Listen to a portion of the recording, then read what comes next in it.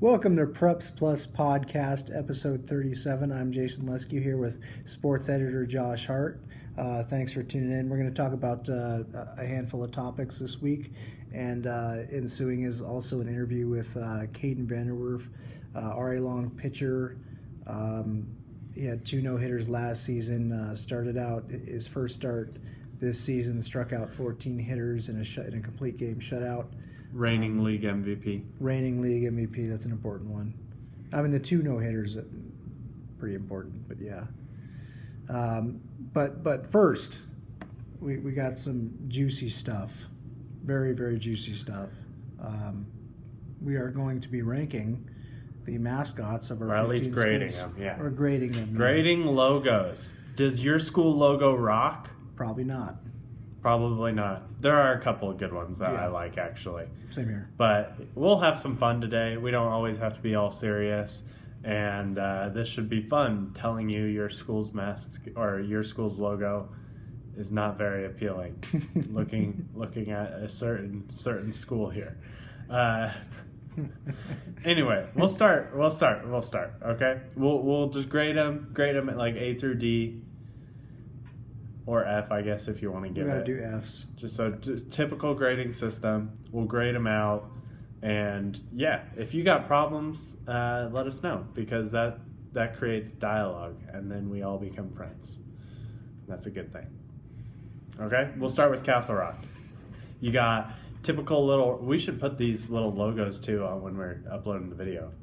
I can send you little files. Let's do that. We're gonna do that. Well, so when you're watching this video, you'll be like, yeah, I can see the logos here, but we just came up with that idea right now. So we'll start with Castle Rock. Everything we do is well planned. Very. Clearly. Castle Rock, little rocket thing, like almost like Jimmy Neutron. Like it's got that little red and blade, red, white, and black. I think it looks pretty suave, actually. Like it's pretty cliche, I think, at times, but I think it looks suave.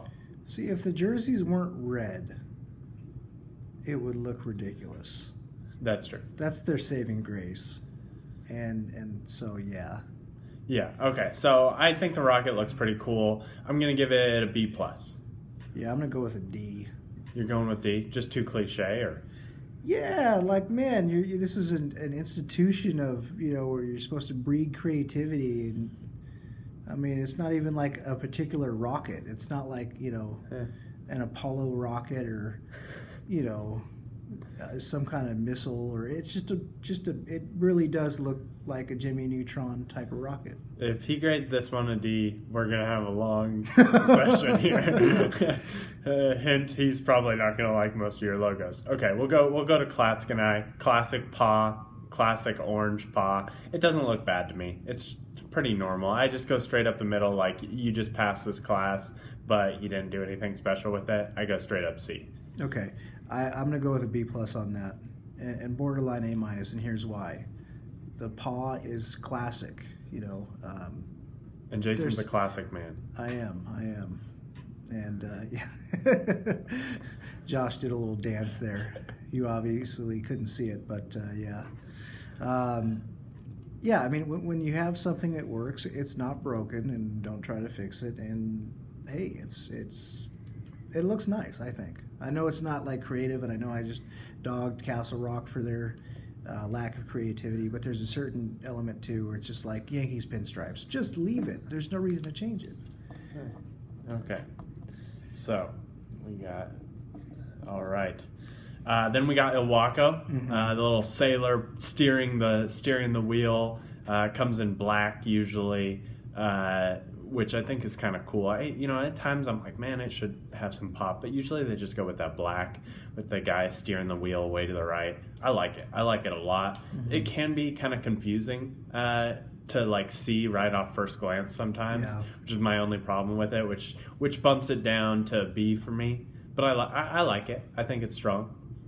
Yeah, I agree. I mean, if it was navigators or sailors or something like that, then it would probably get an A. But fishermen with no fishing pole or net and just a 1700 style boat wheel, I'm still going to give it I'll give it a B minus because I do like it, and I especially like that blue, that navy blue and gold. That's always a good look. So, not a terrible mark, but I think they could probably improve a little bit on it. Nice. We go to Kalama. The logo we have for them, and I don't know if there's an alternate logo, but this is the one they use most frequently, is just the orange KC overlapping. Yeah. I don't like that one. I have seen better logos over there, and I do think some of their stuff is pretty sharp. Not very creative, but it does look good on many of their uniforms. Yeah, I like the KC on their football helmets. Yeah. That's usually pretty solid. Yeah. There's just certain, you can overlap some letters, you can look pretty good on a lot of uniforms. Mm-hmm. I give it a B minus. It's okay. I like the orange and black color scheme. I think that helps. Yeah, I'm actually leaning towards A, but I don't want to be say okay. Well, yeah, you know what? I like the orange and black. I'm giving it an A because that orange and black is part of it, right? Yeah, you could make yeah, that argument. Yeah. All right, we go to Kelso. I know most people recognize the big K, Mm-hmm. but the logo we have for him is the little Scot, the little Highlander guy, in kind of armor with the little helmet. They actually have a really cool brand new wrestling mat that has almost like a gradient fade with that big Highlander right in the middle of it. It looks amazing. I really like this logo. I think it's clear, it's easy to read, fits the color pattern. I've seen it used really well on a lot of their stuff. I give it just straight up A. I love this one. And are you thinking of the one? You're not looking at the one we printed here, and you're judging off the one on the mat, right? Yeah, I mean it's this one that we printed here, but just like a full body. Okay.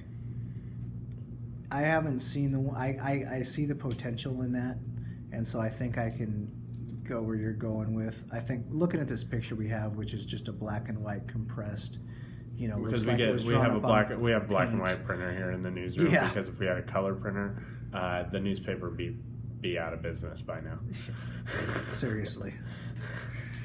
So yeah. We have a full printing press, but just a black and white printer for the newsroom. Hey, priorities, right? Priorities. So yeah, you know what? I'm gonna go with a B, with room for an A plus. I can see how that logo would be pretty bad if you got. Matter of fact, here's a. I'm just gonna mention this. Here's maybe an art project, and obviously, up to the art teachers, but maybe have a contest. We have art teachers in this country now? I hope. I thought they all got. I mean, programs cut. Senior year art is where I learned how to draw stick figures. So yeah, I just learned a lot of good things in middle school art. Yeah. Just figuring out facial. My art teacher told me the eyes actually are in the middle of the face. Right, you draw the 3 lines, and that's because you always start them at the top of the head, but you think about it, they are actually in the middle of the head. Right, especially you. Yours are on the lower third. Okay, Mark Morris. Man, just the big bold M blue on blue. Usually, I think it's a dark blue on a light blue trim. There's just so many better uses of Columbia blue. I know, baby blue, whatever you want to call it. Tar Heel blue is what I call it. Yeah, I'm gonna go with a solid D plus on that one. Okay. Because even the variant isn't very. Yeah, I mean it's just a big bold blue M. I mean, I like the trim. That's the thing. I really like the Mark Morris color scheme, and most of my family graduated, at least on my mom's side, graduated from Mark Morris. So I can't go too hard here. I'm not in love with it though. Yeah. I'll go C minus. Okay. Just purely because that Tar Heel blue. It's just a great color that I feel like they could have they could do so much more. Yeah, I mean you also you're the Monarchs too Yeah, you're supposed to be the Kings, right? Yeah, you could probably do a lot with that. Yeah. But it's like Kelso though too. I don't know if Mark Morris has some alternate logo. I've never seen one, but Kelso, that big K is pretty classic, I think. Right. But like they have some cool alternate stuff too. Right. So Well, that's like the I feel like right. Mark Morris, if they had like some cool alternate stuff, Yeah. like that M would be more classic. I don't know. The M just isn't it doesn't. I don't know. Yeah, it's yeah. It's not. It doesn't stand out like a K. I don't know why. You know what it is? It's like the Michigan jersey, football jersey went through the whitewash with bleach and stuff, and it just the navy blue turned into Columbia blue. That's what it looks like to me. We move on to nacelle. The little C with the like fireball shooting off of it. To me, it always looked like a fireball. I understand it's supposed to be a comet. I get like the Miami Heat off of it before I get like nacelle, like comets. Yeah, I like the color scheme's kind of weird. It's that like kind of like off blue, and then like the yellow. Yeah. So it's kind of weird. I don't like it. I don't like it. C-. I don't know why I don't like it, but yeah, it doesn't give comments to me.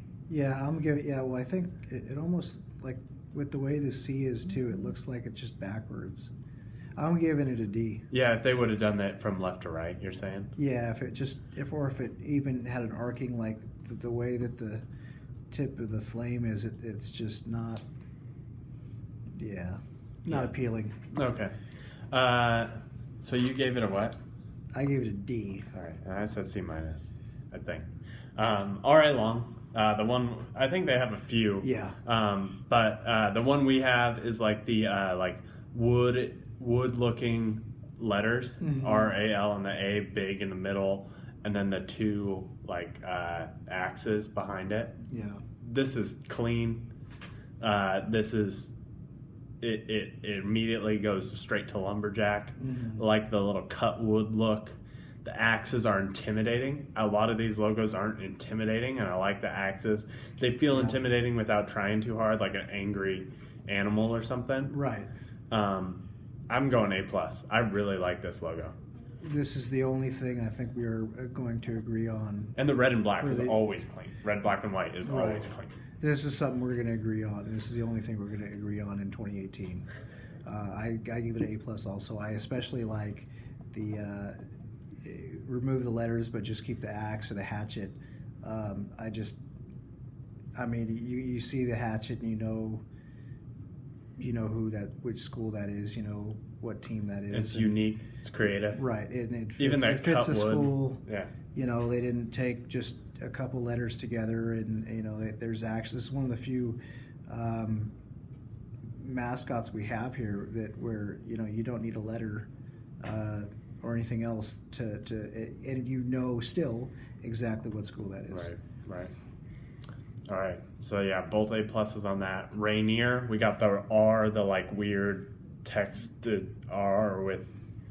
Yeah, I don't really know how to explain it, I guess. Yeah, the vertical, you know, in the back is flat. It looks like an R that like was speeding down the highway. Except in reverse, because you got the pointy the front words. It's not even vertical; it's more diagonal. You know, the front of the R on the lower half is pointing, and the back. It's green. I don't know. Yeah, I'm with you. I like that they tried something. The R never quite stands out to me. Well, and it's like the other thing is they got a tough situation because the Colombians. Okay, now are we talking about a group of settlers along the Columbia River? I'm not sure, and that's just that may be just a history thing, but I feel like that's one that's tough to do. Yeah, it's tough. I like that they tried something, so I'll give them points for that. So I'll go C+. I just don't think it stands out to me. Yeah, no, I agree with you. I'll give them a C on that, just because I can understand the difficulty in something like that. All right, we got Toledo, classic feather. Well, with the T. Yeah. You got the kind of gray black. The gray, black, and red saves this.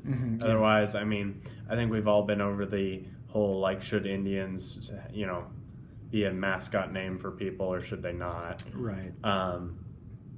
It's okay. I'll go C. I think the color scheme saves it from lower for me. Yeah, I kind of, as far as, it's funny because when I think Toledo, I think back to like the 90s Atlanta Braves, just because of the chop and kind of, it's just like, and if you grew up, I know you got to be, at least 27, 28 to have watched a good bit of 90s Atlanta Braves with Maddox, Moulton, Glavine, and there's 5 other names there. But as far as the logo goes, I'll D+. All right. Tootle Lake, you got Angry Daffy, I guess. Yeah. I don't know. It just looks too cartoony for me, for my taste. I like that it's different. Like Mm-hmm. It is a little bit different, but they are the Fighting Ducks. I don't know. To me, I guess to me, I didn't grow up watching like Daffy, or I guess it might not be Daffy. Is it Donald? There's nothing. Donald Duck here? There's nothing intimidating about ducks, unless you're trying to eat a sandwich. But they're the Fighting Ducks. I mean, there's nothing. I mean, if ducks want to fight, I'll watch for a second. I mean, really, but like, that's again, a problem with a mascot more than with a logo, I guess. But I will say, and I'm not sure if they're technically Tootle Lake. Hats, but I've seen those hats with kind of the cursive D on them, and I dig those, but not the logo we're looking at now. All right. I go D. I don't know. I just don't like it. D for ducks. That's my reasoning. Yeah, I'll give them a C just because it's like, all right, you can't really do anything with a duck. Yeah, that's true. So, except eat it. All right. Most unique mascot, I think, one of them, I think Tornadoes in the state as well, and there's been some others, Billy Goats out of Pateros. But how about the Wahkiakum Kickin' Mules? The black and white is always weird to me. Like, I wish it had like a little bit of pop, but I love the mule kicking up in the air. I think that's cool. I think it like I said, it feels aggressive and like intimidating without like outwardly being so, like an angry animal. Right. Kind of the same way I felt about the R.A. Long. I give it an A. I really like it. I'm kind of with you. I'm going to give it a B just because you're right, it's not intimidating, and frankly, since we're in the sports side anyway, intimidating is good as far as things go, and especially since we're talking about a stock animal, yeah, they made it look aggressive for... Yeah. I mean, there's nothing really scary about a mule. I just think of like a slow trip, or just playing the Oregon Trail, really. You get a mule for $10 versus an $80 horse, and you still need 8 of them regardless. So we're losing our younger viewership here. you can hear young kids. Okay, anybody under the age of like 23, you can go online right now and download the Oregon Trail and play it. Like, you're gonna be like, oh, these graphics are terrible. It is the most addicting game ever. Play it. Yeah. I mean, this comes in a day and age where video games weren't as cool as they are now. But video games weren't even video games. There was no video game system when that Oregon Trail came out. Well, I mean, there was still like Sega Genesis, right? There was hardly, I don't think so. No, not at first. I mean, what was that, 95, 96? Yeah, must have been. Yeah, so that you could have played, this was before Windows 95, which again, losing our younger viewership, I guess. But find the Oregon Trail online, play it. And you should, because you live along the area where the game is based on. Yes. A lot of this stuff will be like, oh, I've been there before. Yeah, so. Except before, like, there were buildings there. Use the guidebook. Yes. Okay. Going on to Winlock, the St. Louis Cardinals, angry St. Louis Cardinals, right? I mean, that's how you would describe this logo? Or is it the Arizona Cardinals? Not the way the teams have been playing lately. It's the classic Cardinal. It's a classic Cardinal, but with an angry face. Kind of. I don't like it. I go D. I think it's like I said, I'm not a big fan of the take the standard animal and make it angrier. Yeah, and hey, what's wrong? Why is it always got to be just that? Why can't it be a bird flying? Like Yeah, I've never that's seen true. a cardinal just like sitting there staring at something. Also, like, why do we got to make the animals angry? Yeah, Why can't they be majestic? like happy? Yeah. Happy animals. Yeah. I know it's not intimidating, but And a message from our sponsor, Pfizer. Yeah, I'm gonna give it a D. Also, I just feel like there's just a lot of missed opportunity there. And moving on to the Oregon State, Woodland Beavers. It's just Oregon State's logo.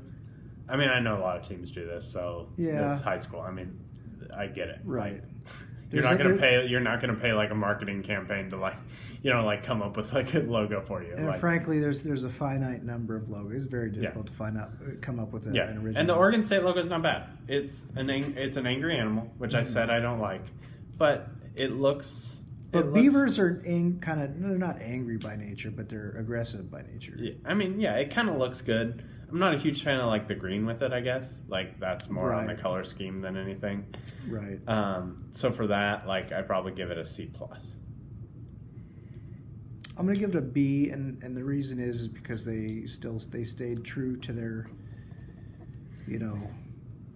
it's woodland, Oh, I guess so, yeah. And so it's like, all right, this is something that, like you said, it's a classic Oregon State, and yeah, it's a copycat type deal a little bit, but, like I said earlier, some things don't need to be fixed. Yeah. Okay, Three Rivers Christian, the like eagle overlooking the letters, like just looks like stalking almost. It's like that kind of like blue and then the white trim, and then it's got a black background, but I've seen it just stand alone on its own as well. And the one we're looking at, it has a black background, but it looks like I've seen it stand alone. That reminds me of like a bad guy in a cartoon. Yeah, a little bit. I like it a lot just because like you don't often see the letters and the logo kind of intertwined for good reason. I like that it's kind of looming. I give it a B+. I personally like it. Am I like a negative person right now? Well, we'll see in just a second all these grades you gave. Okay. All right. I'll give it, on that note, I'm going to give it, no, I'm not going to give it an F. How about, I'll give it a C. Okay. Again, what's wrong with a flying bird? Why does it got to just be chilling? Yeah. I can agree with that. You see some Eagles, some schools Eagles logos are more like flying, majestic type. Right. I think the Mariners should change their logo now that an eagle attacked Paxton. I mean, they could just have a big U for underachievers. Wow. Hey, am I wrong? This is a fan of the Oakland A's right now, guys. The only team that finished worse than the Mariners last year. And that's saying something. Hey, last I checked, the A's didn't, and by the way, I'm not a fan of the A's, but I just had to say that. But last time I checked, the A's didn't win like 100+ games and then, flame out. The A's do not hold the record for most regular season wins with no playoff success. The Mariners are tied for the most wins of all time of any MLB team, with 116 in a single season. Mm-hmm. I was just reminding Mariners fans of the last time the Mariners went to the playoffs. Exactly. Okay, so to break this down, we finished all of them. R.A. Long, clearly with the best finish, both A+. The worst logo, just looking real close based on our grades, would be Winlock. Mm-hmm. And I graded teams much higher than Jason on average. You're a hard grader. I am. I have expectations.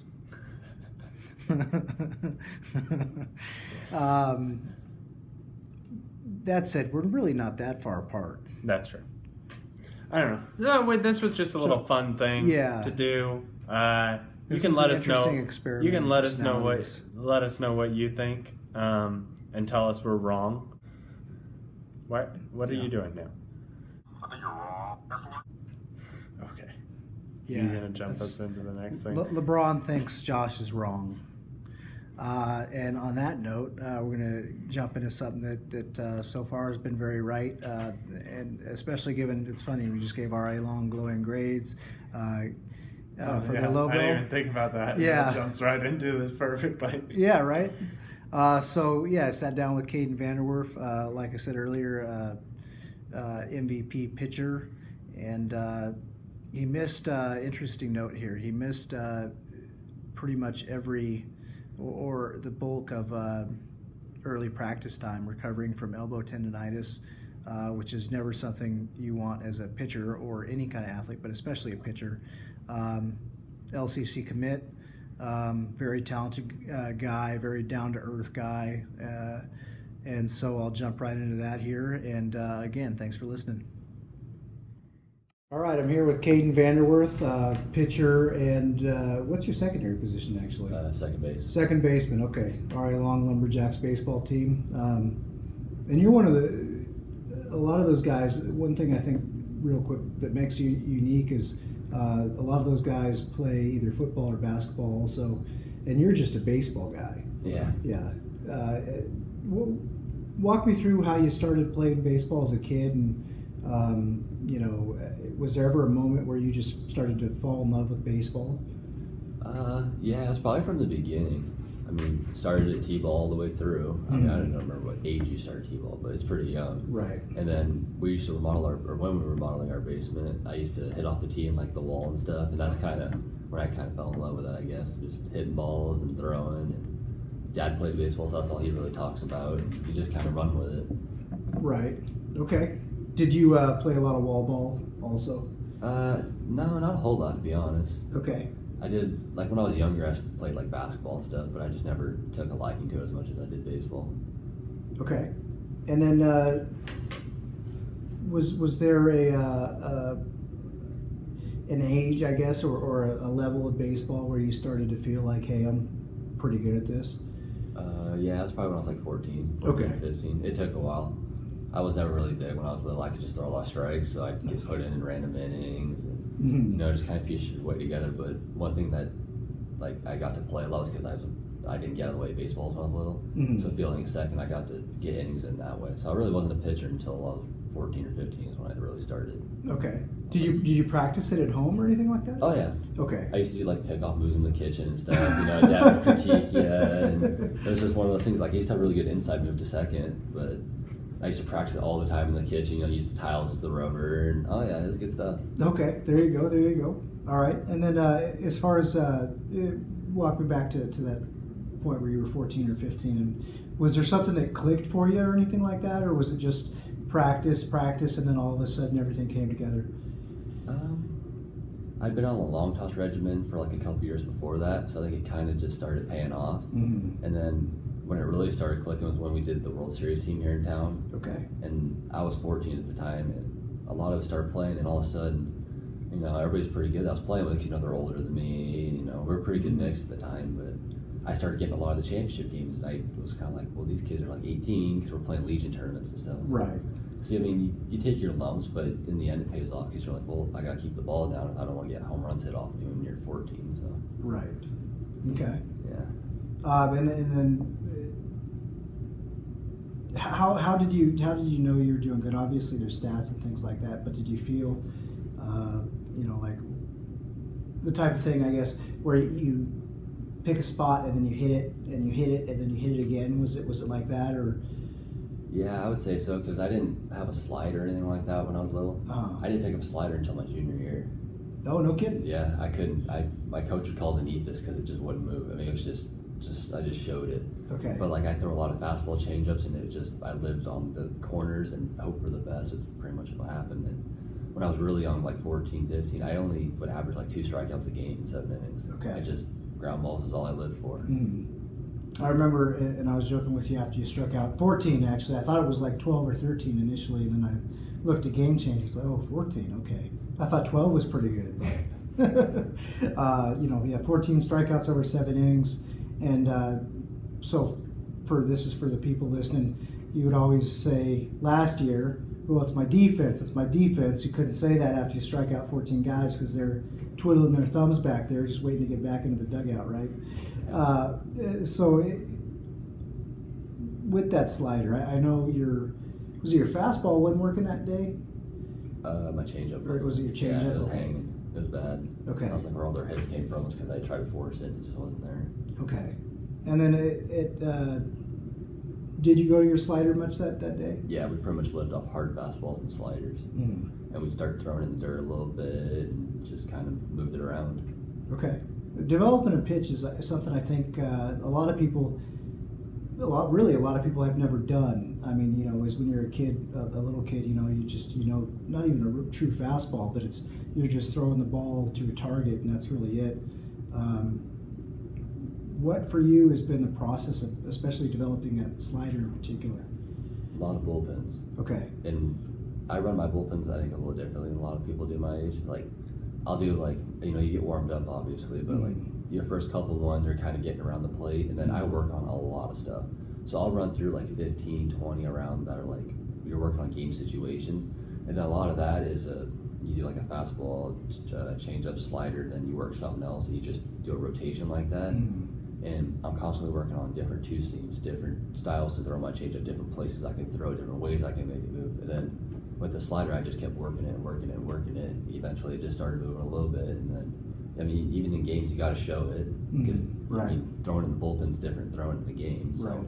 it's one of those you just show it every once in a while, and you're like, okay, I kind of get the hang of it, and then just keep working with it. Okay. And is it something where you're making slight adjustments with your motion, the way you're releasing it, your hand play or finger placement? What type of adjustments do you want to make on those? Yeah, a lot of mine was like finger placement, I guess. Okay. I couldn't hold it like the way a lot of people hold it, which is like kind of with the horseshoe. It's like I don't have big enough hands to do it. Okay. Because I got a really small hand. Okay. But like, so it's just different like that. So everybody throws it differently. So I had to find a different way to hold it that would work for me. I just kind of went with it. Okay. And how long did it take you? To get the slider? Yeah. I mean, I started trying to throw when I was 14, and then Okay. I mean, just kind of kept running with it, and then eventually junior year, I was like, whoa, this is starting to become a pretty good pitch. And Okay. it wasn't my out pitch yet, because I mean, my changeup was what I went to every time. And, but now it's starting to become, I rely on my changeup more or less for strikes instead of just trying to get kids out with it. Okay.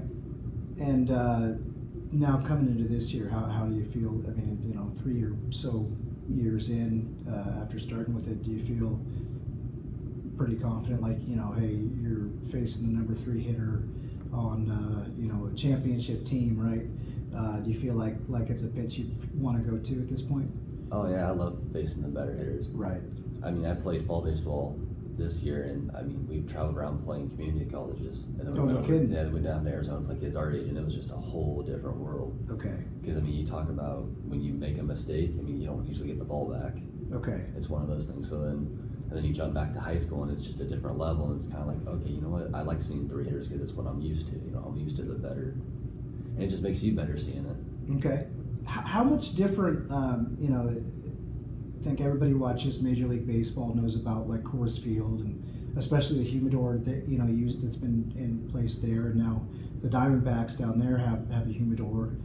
Obviously, it might make a little difference, but obviously they're still hitters' parks. How is it different to pitch in a state like Arizona? Yeah, it's warmer. Right. So you get, it doesn't take you as long to get going. And Okay. like around here this time, you don't usually hit your top speeds until the second time around. Just because Right. it's like low 50s, it's raining, and it's just hard to get loose. Okay. Like for me, I don't start throwing hard until the 4th and 5th inning usually, just because it just takes a while. Okay. And on that too, around here, I mean, how much? Obviously, there's humidity. There's, like you said, it would be, maybe on a good day, a 60-degree day this time of year. But come, May, when it starts to warm up, do you have to make adjustments with your fingers, the amount of pressure you put on the ball, things like that, just because of sweat and those sorts of things, or is there really a difference there? I've never had a problem with it. I mean, sometimes you might get a bigger callus than you normally do on like your throwing finger, but other than that, I've never really seen a difference like that. Okay. What's been as far as a strikeout or just an out record goes? What's been your, I guess, the funnest sequence you've ever thrown to a good hitter? Probably when you can beat him on the inside corner and then go away him with a changeup and then beat him again. That's probably the best sequence you can do. Okay. Because then usually they're thinking 0-2, well, I'm not usually going to get something around the plate. And then you hit him on the hands and kind of shocks him a little bit. And it's just a really good 1, 2, 3 and you're done. A lot of people, I think, don't, like I said, if someone hasn't ever pitched before, and especially even in like, little league type stuff, right? Even if you're 13 years old, I think most people can't appreciate truly what it takes to hit a corner in the way you want to. Also, that's another thing people also tend to not know that much about is, you want to hit your spot, but you want to hit it a certain way sometimes, right? How satisfying is that when you can do that consistently? Oh, it's really nice, especially when you got it. Like if you're on a really good day and your two seam's working really well and you can run it into like a righty's hands like every time, it makes everything so much easier to throw because then your slider looks that much more deadly and your changeup is that much more effective, and it just makes everything way nicer. Okay. There we go. Sorry, I just noticed it wasn't. I'll be able to turn that up, but I just noticed on the thing it wasn't even registering. Oh. And so, as sorry, train of thought derailed. So as far as what's been the most satisfying outing? Was it the 14 strikeouts against Morris, or has there been another game recently that you just felt really good about? That's probably my best game to date right now, just because I've had 2 starts this whole year. I mean, I've kind of had a slow start and then kind of got going, and I'm finally back to like 100, almost 100% now, and so that's probably my best start of this year. So as of right now, hopefully you can only build from it this early. Okay. And on that, your injury there was what, elbow tendinitis in your throwing arm? Yeah, it's basically just bad tennis elbow. Okay. It's kind of what it was. Okay. How? I mean, was that something that affected you even just like eating dinner or just any other ordinary task, or was it specifically when you started throwing a bullpen or anything that would start to bug you? For a while, it was pretty much constant. Like my ring finger on my right hand and my pinky were just like falling asleep all the time, kind of. No kidding. Yeah, so it was really annoying, especially writing and Yeah, things like that. It was really rough for a while. Then I took probably close to 2 months just really, really light. I wasn't even hitting at that point. I was just taking it really simple. And then I had really bad where like your tricep hooks into your elbow. Yeah. That was where it was really bad. So it took a long time. And then my first time I came back was down in Kennewick, and I threw 3 innings. And I mean, I was probably 75%. I wasn't trying to. It was more of a bullpen than it was just kind of a light bullpen for me. So I went from there. And then we went for, I think it was like 2 weeks I had off again. Just took it super simple, super light.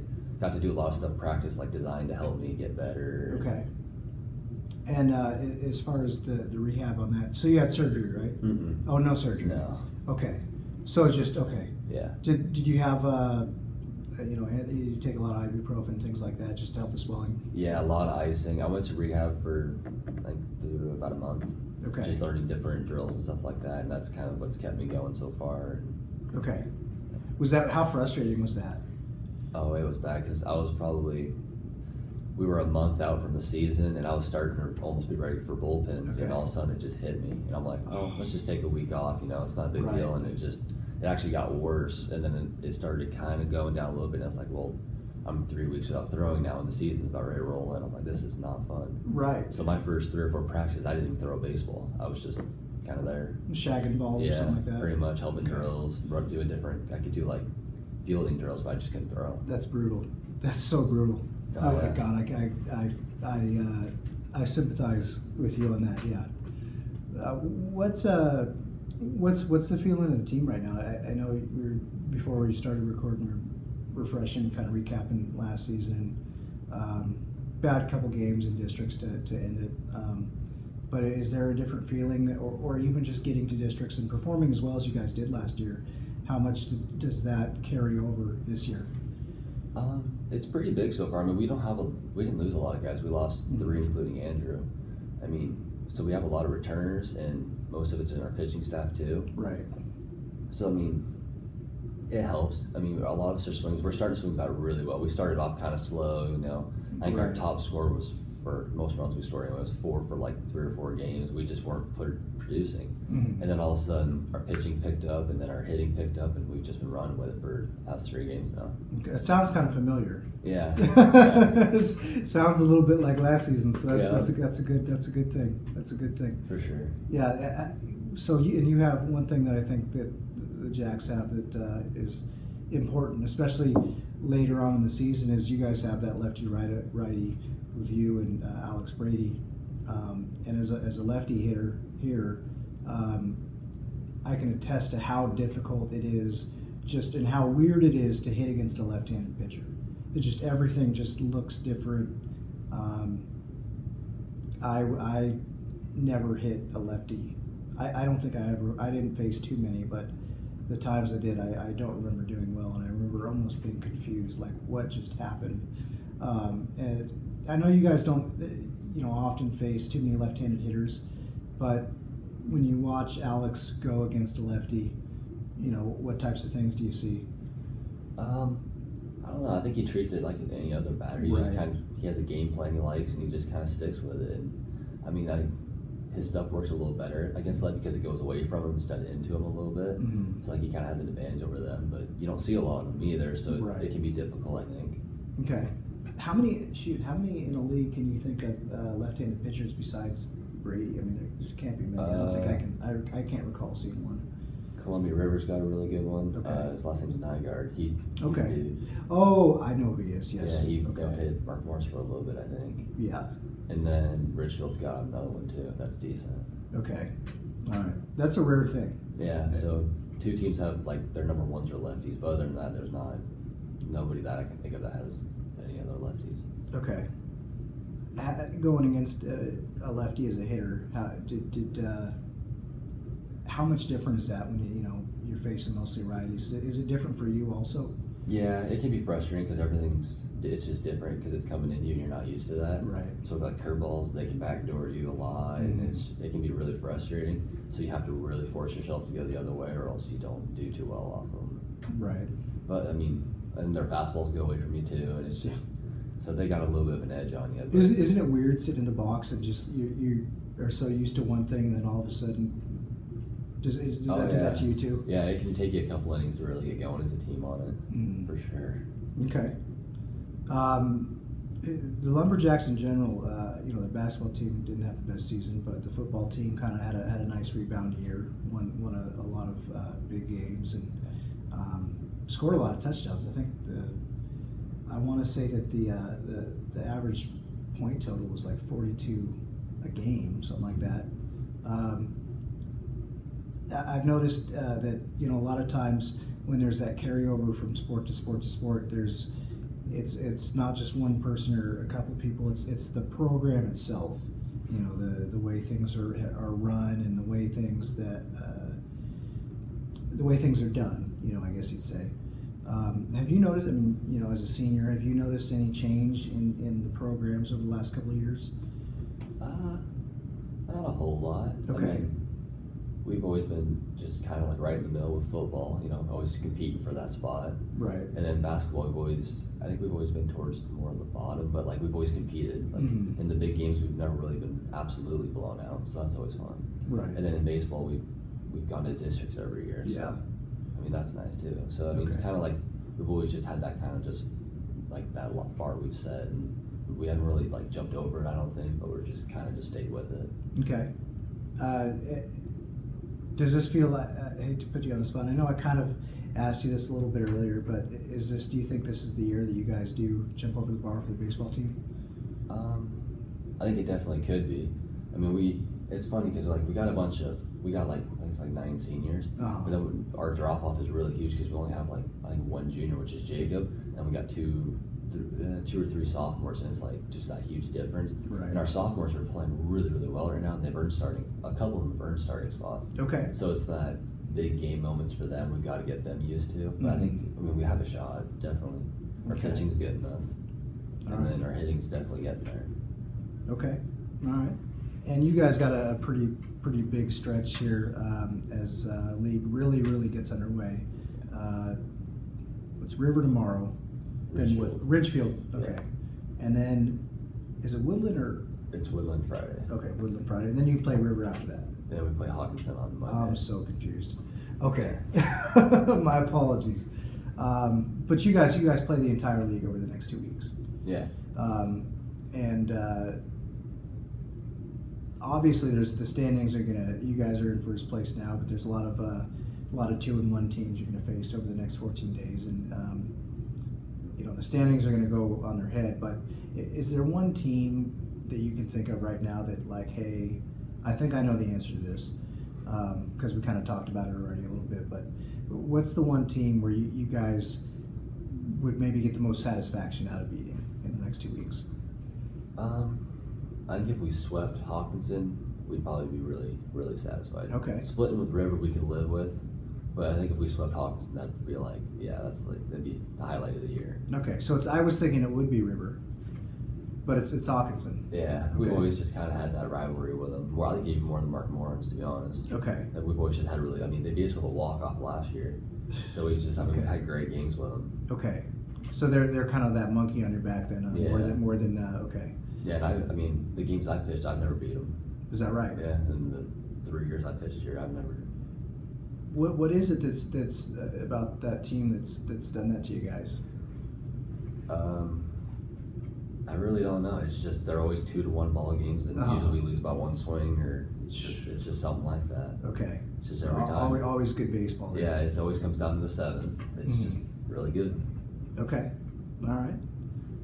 And to kind of start to wrap things up a bit, what's obviously there's more moments to come over the next month or two, but is there one moment to date that you think you'll remember more fondly than any other with Ari Long?